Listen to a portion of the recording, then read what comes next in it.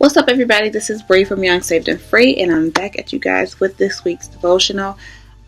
So this week we will be, well, first of all, let me just say I do apologize for the delay with all the content. It's been crazy. Like, I went to Atlanta for the God and Goals conference weekend before last, and then got back on Saturday, had to work Sunday, Monday, and then Tuesday I was back on the road to Chattanooga, and then Thursday we came back. We had a family emergency, so it's been insane.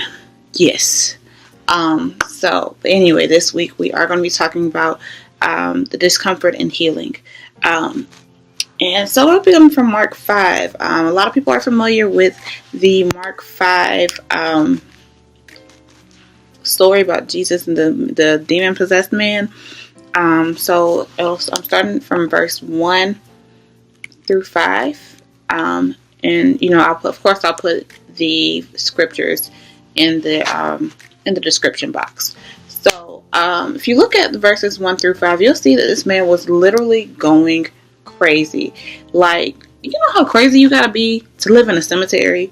Like, be literally killing yourself in a place of dead people. Like, you live in a cemetery, your name ain't Beetlejuice or none of that, but you're literally living in this dead place. And so sometimes when I kind of look at this text, I'm trying to figure out what exactly happened to him for him to get to this place. Like, I know he just didn't randomly wake up one day and was like, I'm going to live in the cemetery and I'm going to cut myself, and that's just going to be my life and nobody's going to be able to control me, and whoop, whoop, whoop. Like, it's never, I just don't believe that he just woke up like that. Now, I do believe that he may have had some things that he was battling with like his entire life and just maybe overtook him at some point. But, that is completely possible. And some, as humans, I do believe that certain situations can be so traumatizing and so devastating that we feel like we're dying. And even though the situation didn't kill us, it's like we're dying on the inside. So, like, that's something that I have found myself going through recently. Ignore my hair. It needs to be washed. So, just ignore it for now.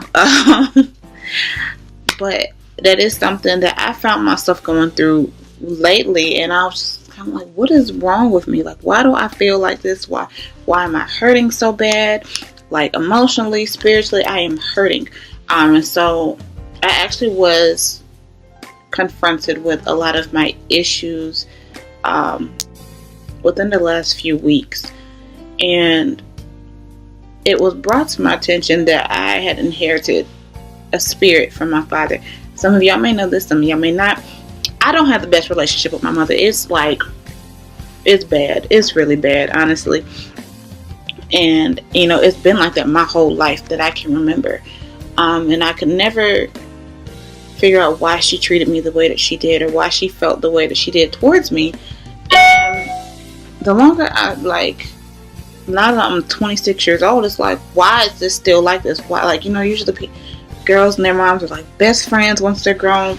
No, not here. And it was brought to my attention, my dad was the same way with his father.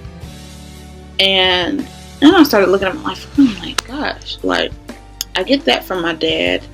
A lot of my anger issues and my coping skills I get from my mom's side. So it was like I have all this brewing on the inside of me, and this is why you gotta be careful who you have children with. And because now that I'm an adult, like, I do see that my parents did the best they could for considering their circumstances, but there were a lot of things that I have to overcome now that I'm an adult because of what I went through and what I experienced. And so it was like all these seeds were planted on me, on the inside of me, and it was just like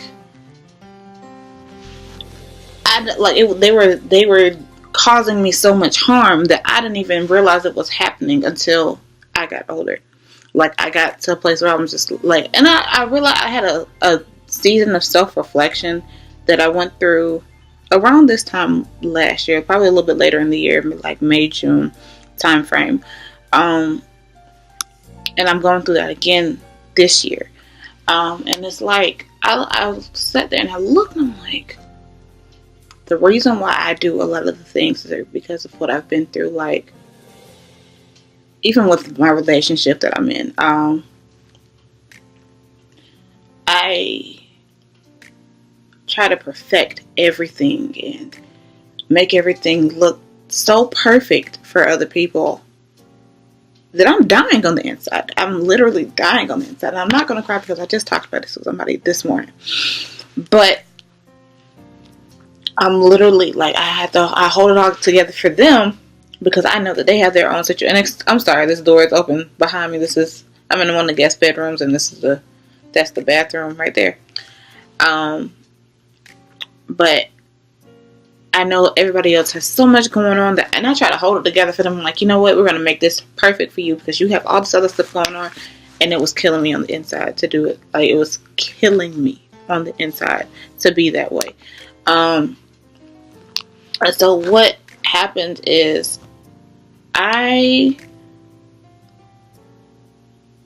tried to hide everything, and it was like, I wasn't really hiding it because it would show up in other areas. Like, I may not, I may try to keep everything perfect in this standpoint, but then when I just lash out, there it goes, right there.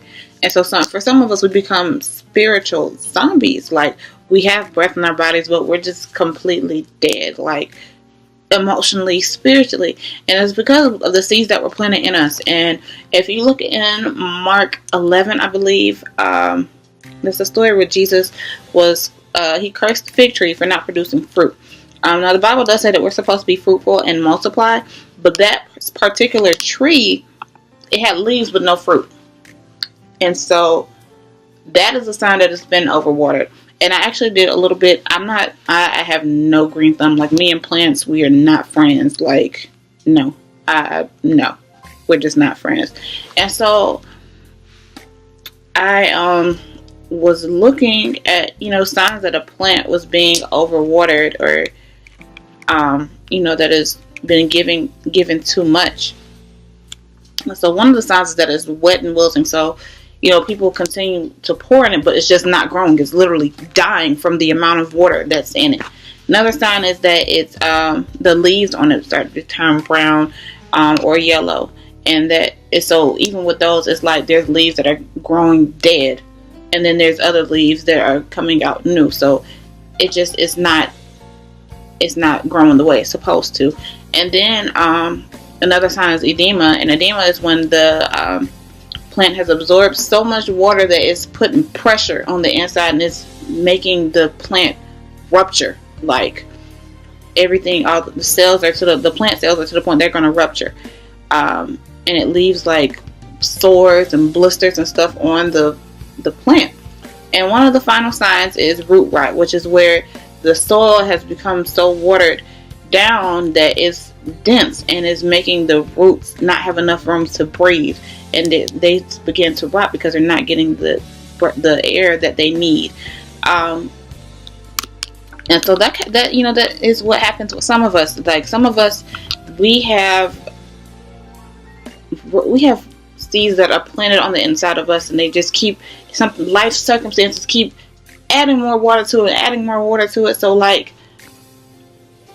let's see, how can I put it? So, like, for example, with my father was never I love my dad. I do. My dad is amazing and I love him. But he grew up without a father. And so he doesn't know how to be a father because he didn't have a father. And so some of the things that he, like, even with his sisters, it's just me and my baby sister. So he has 2 girls. And by the time his father left, his sisters are much older than him. So it was like he didn't see how his father interacted with his sisters. He didn't know what was going on. All he knew was that his sisters had children very young, and their children didn't have fathers either. So the things that I needed to hear growing up, like, you're beautiful, you're this, you're that, just the things that fathers are supposed to say to their daughters, I didn't hear that growing up. So when I got older, not even older, but like growing up, my self-esteem was not there. It's still not completely there now. And So growing up, I just remember feeling so ugly and feeling like I was never going to be the pretty girl. I'm never going to be this. I'm never going to be that. And so when someone told me that I was pretty, it was just like, you think that I'm pretty? I want to be with you forever. I want to make everything perfect for you. I want to, I don't never want to lose you in my life. This is that, like, you know what I'm saying? Like, it was like that for me. And so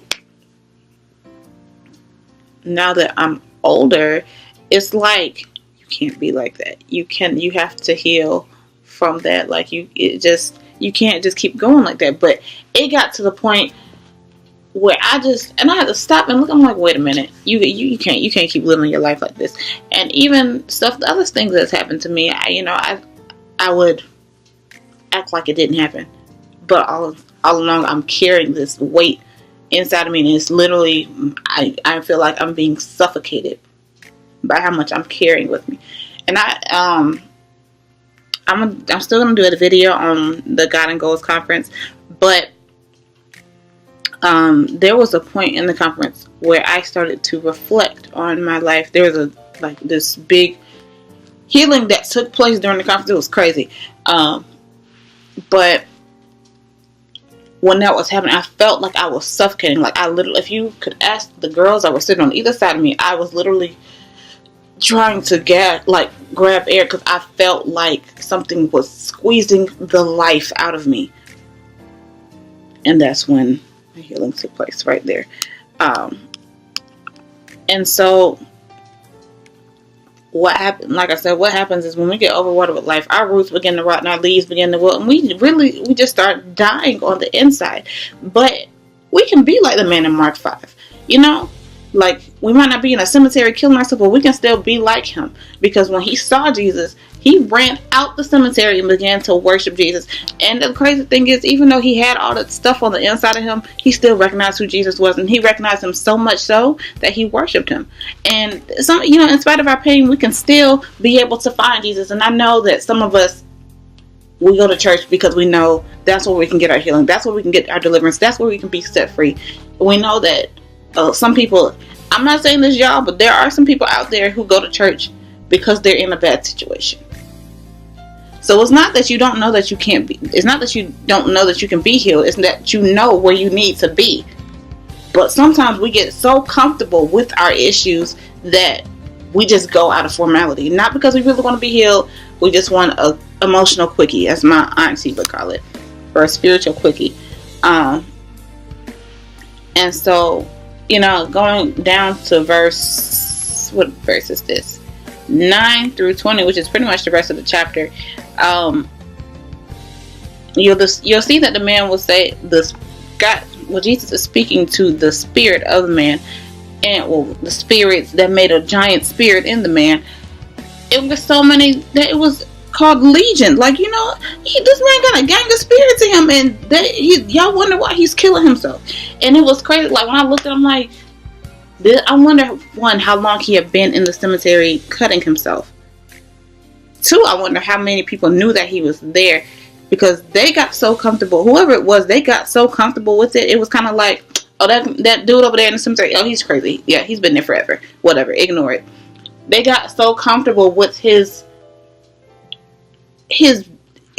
pain that it was like they just dismissed it like it didn't exist. And sometimes we find ourselves, like, sometimes, like, I'm in the process of really working on myself right now, and there's some things that I've known about myself for a little bit over a year, and I kind of just dismissed it. So, like, even with the situation with my parents and my relationship with my parents, or lack of a relationship with my parents, there's a book that I was reading. It's called Positioning Yourself to Be a Wife, and it's by Shamika Dean. It's an amazing book. She's also here on YouTube, so make sure you subscribe to her because she's amazing. So with that particular book, the first chapter is called The Purge, right? And it's like you write out all these things that's going on and how you got to where you are. And it was like, I looked at it and I was like, okay, I understand. I respond to men the way that I do because of the way my father was with me. But my father is the way that he is because he didn't have a father, and that's okay. Like, it got to the point where, like, I realized the stuff that was going on. I'm like, well, my mom was like this because her mom was like that, and my grandma was like that because her mom wasn't there either. So it's like, it was almost like I was enabling myself. And that's what when I think about the story of the man in Mark 5, that's what I think of. They may have known what happened to him for him to end up to where he was right then and there, but they made excuses for it. It was like, have you ever met somebody and they're like, they just have like a particular behavior about them? It's not, I can't name a behavior in specifically, but like,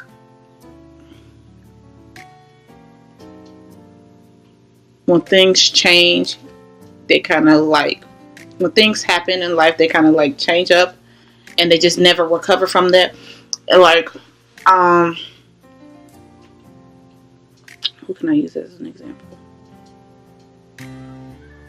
Like, let's say someone's parent died, right? You know, that's something that you never really completely heal from, but it's like sometimes when your behavior changes, you're like, when their behavior changes, you're like a close friend of theirs, someone be like, oh, well, you know, they're like this because ever since their mom died, they've been like this, so, you know, you just gotta excuse them, that's just how they are, blah, blah, blah. Like, people make excuses, and it's like, I'm not saying that, you know, your parents dying is not a valid reason for you to change your behavior. However, what I am saying is that you can't be so dismissive with your pain. Because God is able to do all things exceedingly and abundantly above all that we could ask or think. So it's like, sorry, y'all, my phone is going crazy right now. But